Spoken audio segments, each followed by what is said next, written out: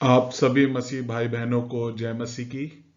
यीशु मसीह के सच्चे शिष्य की विशेषताओं का जो सत्र छठे में हम पहुंच चुके हैं और यहाँ पर भी इसी अध्ययन में हम बने रहेंगे कि परमेश्वर अपने जो सच्चे शिष्य हैं उनकी विशेषताओं के विषय में क्या बता रहा है और एक जो अनुयायी हैं उसके उनसे परमेश्वर क्या अपेक्षा या क्या प्रत्याशा रखता है।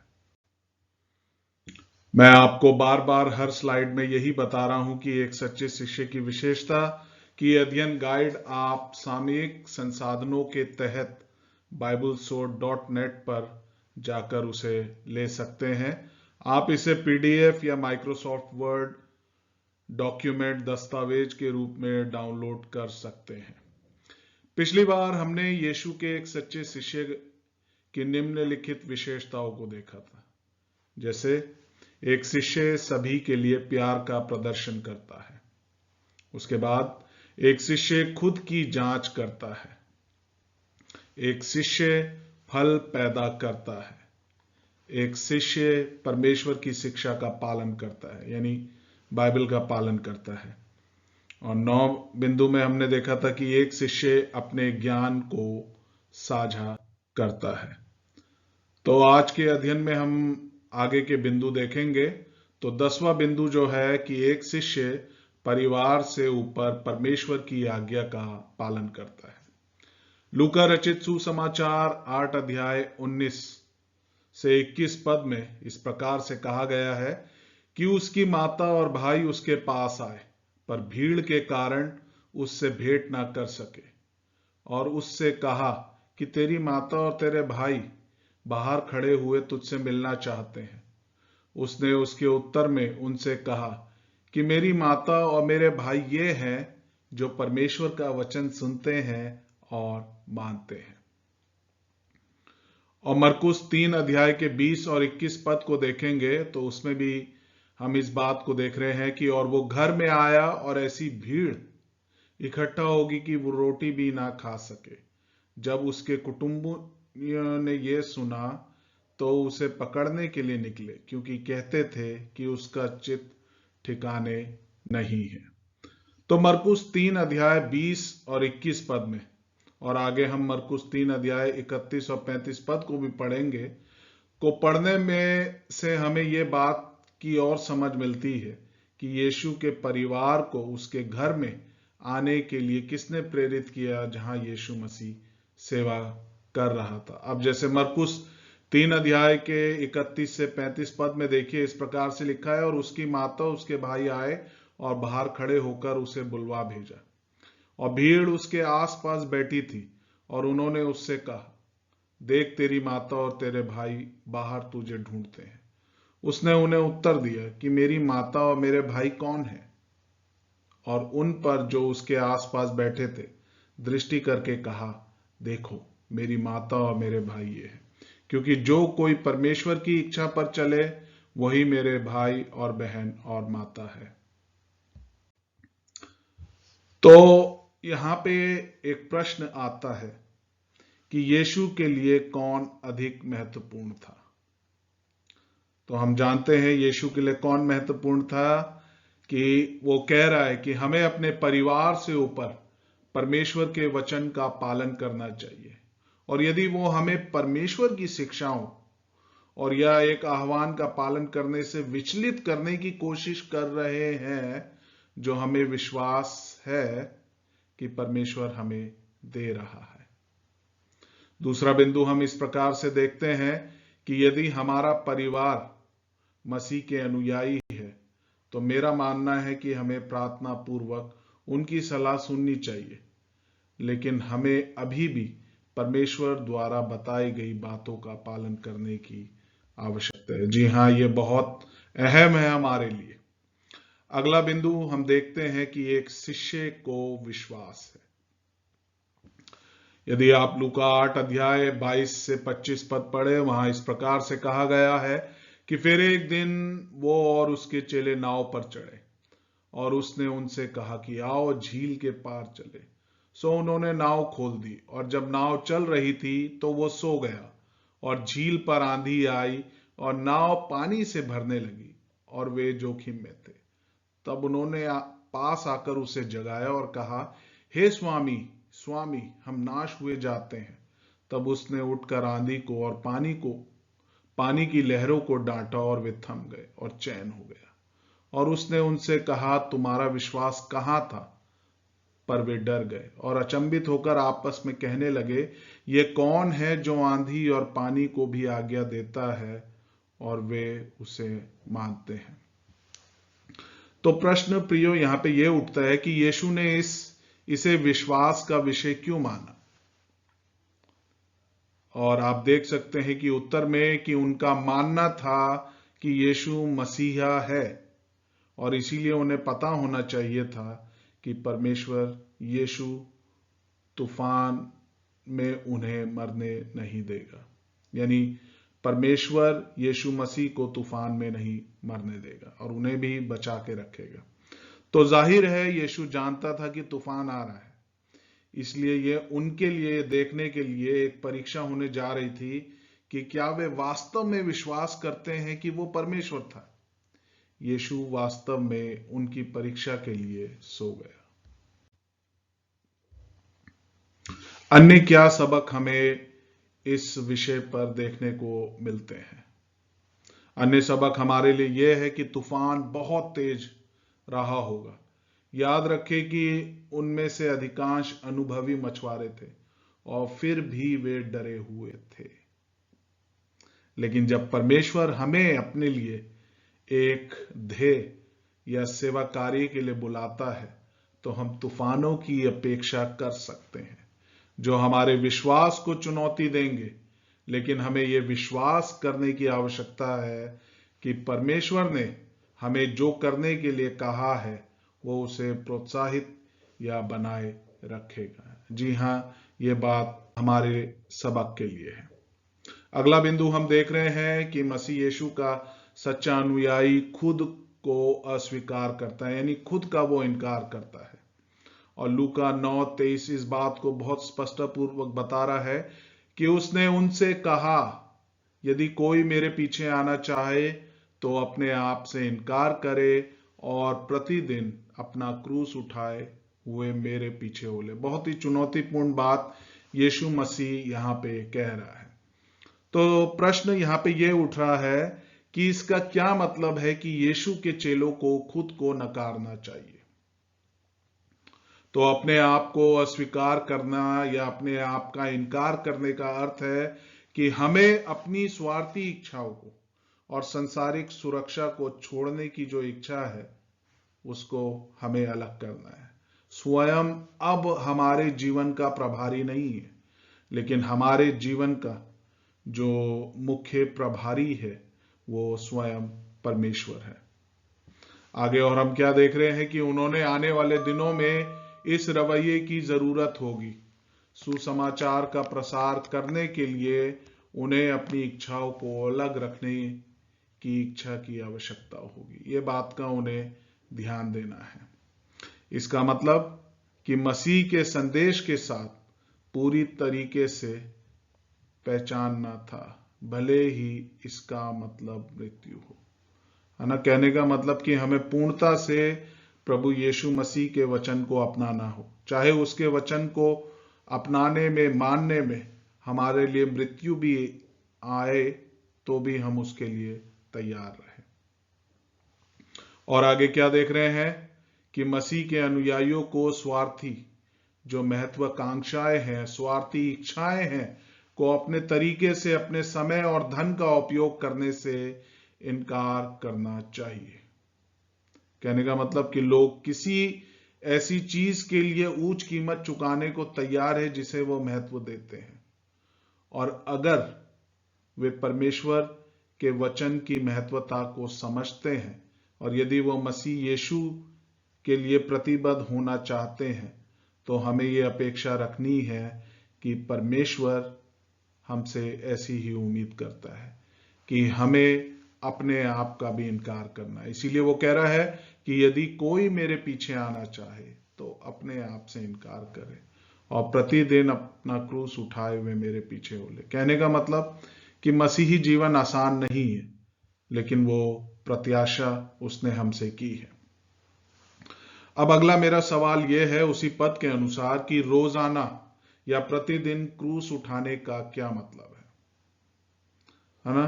तो मसीह के अनुयायी के रूप में जीवन अब हमारे बारे में नहीं, बल्कि यीशु के बारे में है कि अब मेरा जीवन अब मेरी महत्वाकांक्षाओं के लिए नहीं, अब मेरा जीवन मेरी स्वार्थी इच्छाओं के लिए नहीं, लेकिन प्रभु यीशु मसीह की सेवा के लिए, परमेश्वर की जो आज्ञा मुझे मिली है उसका पालन करने के लिए है। हमें यीशु के मुद्दे को दैनिक आधार पर लेने की आवश्यकता है।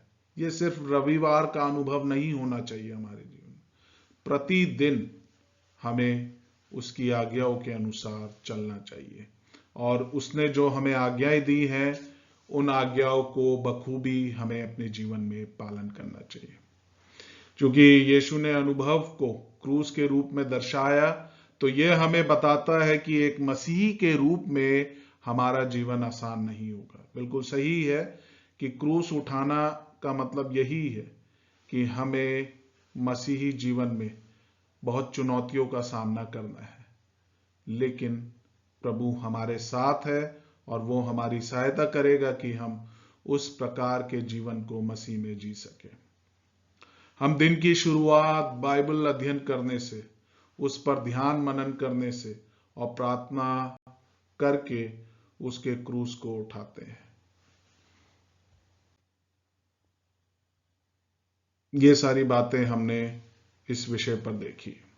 अब अगला सवाल ये आता है कि यीशु का अनुसरण करने का क्या अर्थ है, यानी यीशु के पीछे चलने का, यीशु के अनुयायी होने का क्या अर्थ है।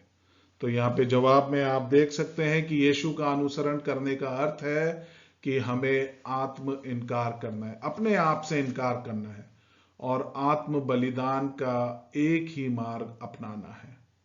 कहने का मतलब कि हमारी इच्छाएं, हमारी महत्वाकांक्षाएं अब हमारी नहीं रही, बल्कि अब हमें मसीह यीशु के लिए उन सारी चीजों को अपने आप से इनकार करना है और आत्म बलिदान करके अपने आप को मसीह के लिए सौंपना है। क्योंकि यीशु आगे बढ़ता है और वो एक उदाहरण प्रदान करता है और अपने अनुयायियों के साथ प्रोत्साहित करने वाला मार्गदर्शक और दोस्त के रूप में हमारे साथ खड़ा होता है। हम देखते हैं कि जब यीशु यहाँ पृथ्वी पर था तो उसका पूरा ध्यान परमेश्वर पिता की इच्छा को पूरा करने पर था, और यही वो है जिसके बारे में हमारा जीवन होना चाहिए। कहने का मतलब कि हमारा जीवन जब तक प्रभु ने इस संसार में दिया है, हमें अपने जीवन में जो उसने हमें समय दिया है, जो संसाधन दिए, जो उसने आत्मिक दान दिए हैं, वो हमें प्रभु की सेवा के लिए उपयोग में लाने चाहिए। उसी विषय पर हम आगे बढ़ते हैं और देखते हैं लूका 9 के 24 से 26 पद में वो कह रहा है, क्योंकि जो कोई अपना प्राण बचाना चाहेगा वो उसे खोएगा, परंतु जो कोई मेरे लिए अपना प्राण खोएगा वही उसे बचाएगा। यदि मनुष्य सारे जगत को प्राप्त करे और अपने प्राण खो दे या उसकी हानि उठाए तो उसे क्या लाभ होगा।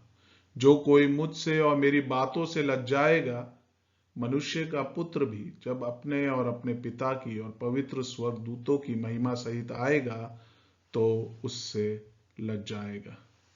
फिर लूका 12 अध्याय के 8 और 9 पद में भी इसी प्रकार की बात हम देखते हैं कि मैं तुझसे कहता हूं, जो कोई मनुष्यों के सामने मुझे मान लेगा उसे मनुष्य का पुत्र भी परमेश्वर के स्वर्गदूतों के सामने मान लेगा, परंतु जो मनुष्यों के सामने मुझे इनकार करे उसका परमेश्वर के स्वर्गदूतों के सामने इनकार किया जाएगा। तो वचन 24 से 26 और लूका 12 8 9 से हम क्या सीख सकते हैं। तो यही सीख सकते हैं कि इस जीवन की चीजों का कोई स्थायी मूल्य नहीं है। इस जीवन में धन आपको नहीं बचाएगा, ये बात हमें याद रखनी है। और यदि हम अपना क्रूस नहीं उठाते हैं और यीशु का अनुकरण नहीं करते हैं तो हम वास्तव में उसके और उसके वचनों से शर्मिंदा है, और उसका परिणाम यही होगा कि हम यीशु के शिष्य नहीं हैं और हम यीशु की महिमा में भाग नहीं लेंगे। बहुत ही गंभीर चुनौतीपूर्ण वो बातें यहां पे कह रहा है। अगला बिंदु कि एक शिष्य के पास एक ध्यान है, उसका जो फोकस है वो एक ही होता है। जैसे लूका 9:97 और 98 पद में इस प्रकार से बताया है कि जब वे मार्ग में चले जाते थे तो किसी ने उससे कहा, जहां जहां तू जाएगा मैं तेरे पीछे हो लूंगा। यीशु ने उससे कहा, लोमड़ियों के भट्ट और आकाश के पक्षियों के बसेरे होते हैं, पर मनुष्य के पुत्र को सिर धरने की भी जगह नहीं। उसने दूसरे से कहा, मेरे पीछे हो ले। उसने कहा, हे प्रभु, मुझे पहले जाने दे कि अपने पिता को गाड़ दूं। तो ये जो हमने अभी आयतें पढ़ी हैं, इन आयतों में यीशु क्या बात कह रहा है ना। जैसे मत्ती 8:19 से हमें पता चलता है कि वो जो व्यक्ति है वो एक मुंशी था, है ना, लेखा जोखा रखने वाला वो व्यक्ति था। और यीशु की प्रतिक्रिया के कारण ऐसा प्रतीत होता है कि वो भौतिक आराम इस लेखक की चिंता थी। इस संसार के ऐशो आराम ही उसके लिए सर्वप्रथम थे। और धारणा यह है कि उन्होंने लागत के बारे में सुनने के बाद पालन नहीं किया।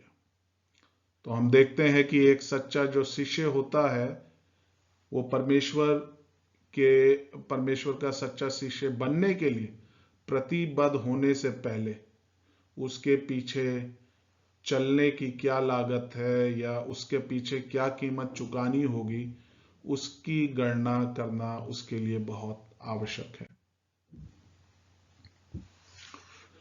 लूका 9:59 और 60 पद में भी हम देखते हैं कि उसने दूसरे से कहा, मेरे पीछे हो ले। उसने कहा, हे प्रभु, मुझे पहले जाने दे कि अपने पिता को गाड़ दूं।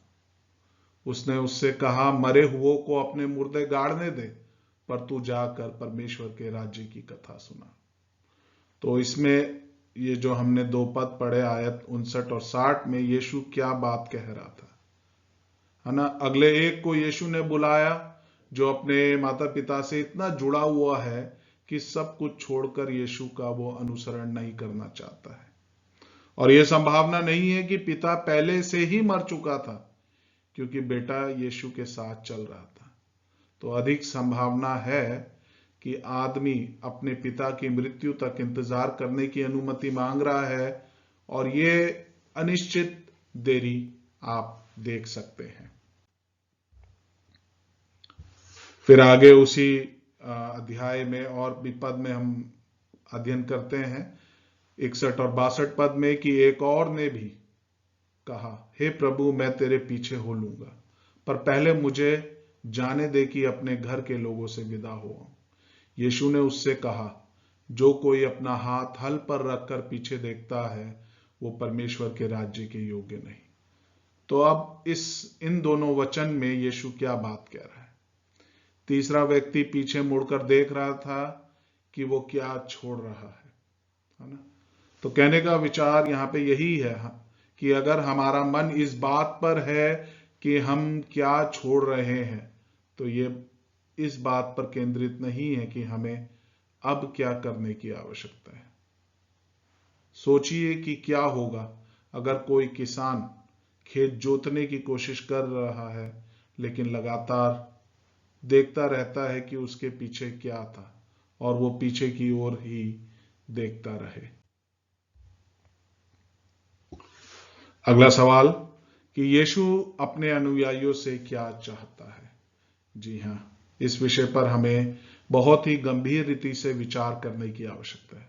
यीशु चाहता है कि हम अपना पूर्ण समर्पण परमेश्वर के लिए दें। आधे अधूरे मन से वो प्रतिबद्धता नहीं चाहता है। उनके अनुयायियों को मुकुट के साथ क्रूस को भी स्वीकार करना होगा। जब तक हम इस संसार में हैं, हमें मसीह यीशु के साथ चलने के लिए ये इस बात की प्रत्याशा करनी है कि दुख हमारे जीवन में आएंगे, लेकिन हम जानते हैं कि उन दुखों के बाद ही हम मुकुट भी प्राप्त करेंगे। यह बात भी हमें याद रखनी है कि मसीह यीशु का अनुयायी होने के लिए जो हमें एक कीमत चुकानी है वो क्या होगी, और बाकी सब कुछ छोड़ने के लिए हमें तैयार रहना चाहिए जिसने उन्हें सुरक्षा दी है। कहने का मतलब कि इस संसार की सारी चीजों को भी हमें छोड़ने के लिए तैयार होना है। हमें मसीह यीशु का अनुयायी होने के लिए जो कीमत चुकानी है उसके लिए हमें तैयार रहना है। आगे हम देख रहे हैं कि वो यही चाहता है कि जो राज्य की सेवा से, जो सेवा वो राज्य की हमसे चाहता है, उससे हम विचलित ना हो।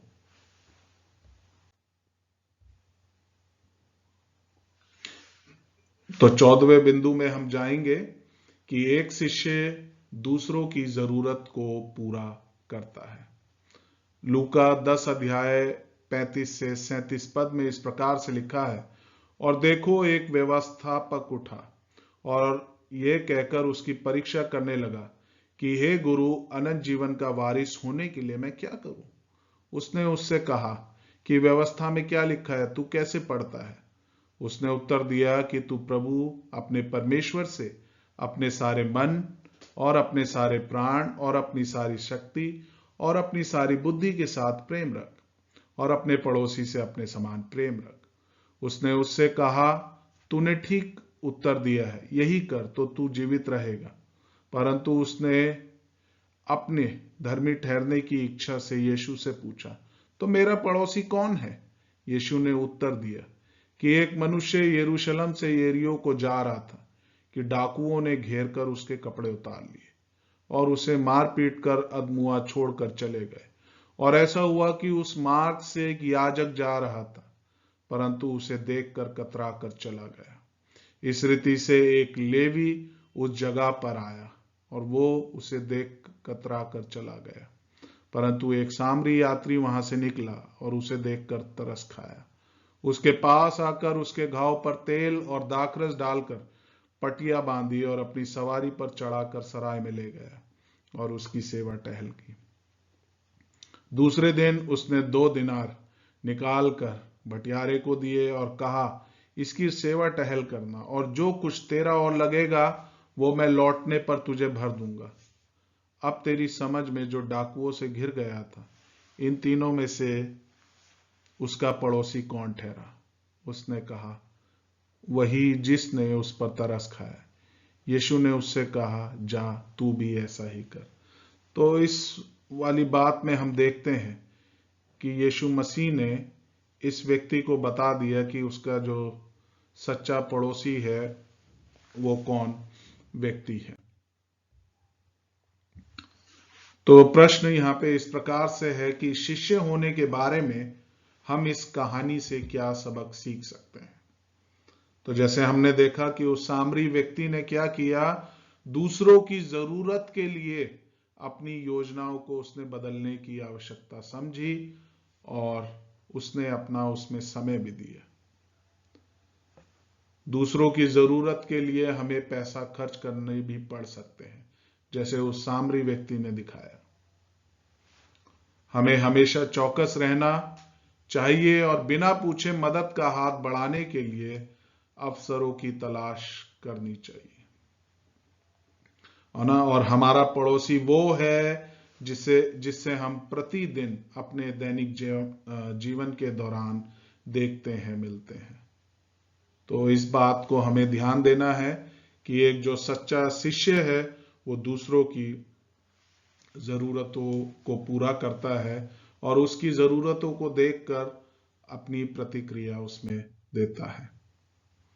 अगला बिंदु है कि एक सच्चा शिष्य परमेश्वर से सुनना चाहता है।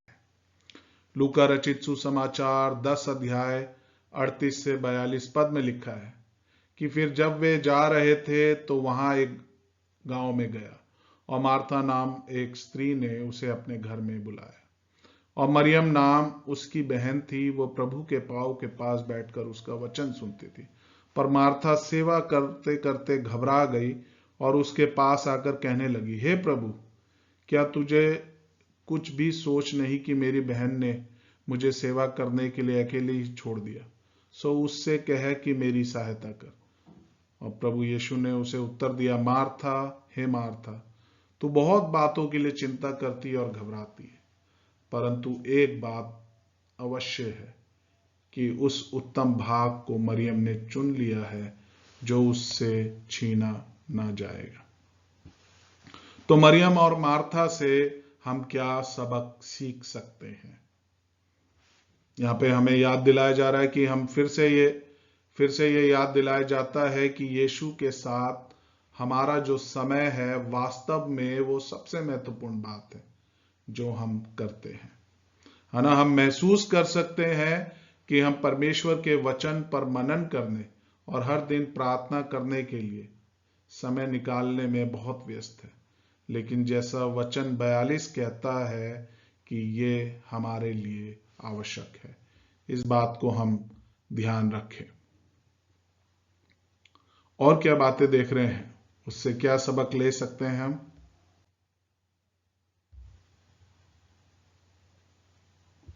हम यही सबक ले सकते हैं कि हमें पहली प्राथमिकता परमेश्वर के वचन को देनी है, कि हमें उन सारी चीजों की चिंता नहीं करनी है, पहले हमें परमेश्वर के वचन को पूरा करना है जो उसने हमें आज्ञा दी है। अगला बिंदु की ओर हम बढ़ते हैं कि एक शिष्य डरता नहीं है। लूका 12 अध्याय 4 और 5 पद में इस प्रकार से कहा गया है, परंतु मैं तुमसे जो मेरे मित्र हो कहता हूं कि जो शरीर को घात करते हैं परंतु उसके पीछे और कुछ नहीं कर सकते, उनसे मत डरो। मैं तुम्हें चिताता हूं कि तुम्हें किससे डरना चाहिए। घात करने के बाद जिसको नरक में डालने का अधिकार है उसी से डरो। ऐसे वो यहां पे इस प्रकार से कह रहा है।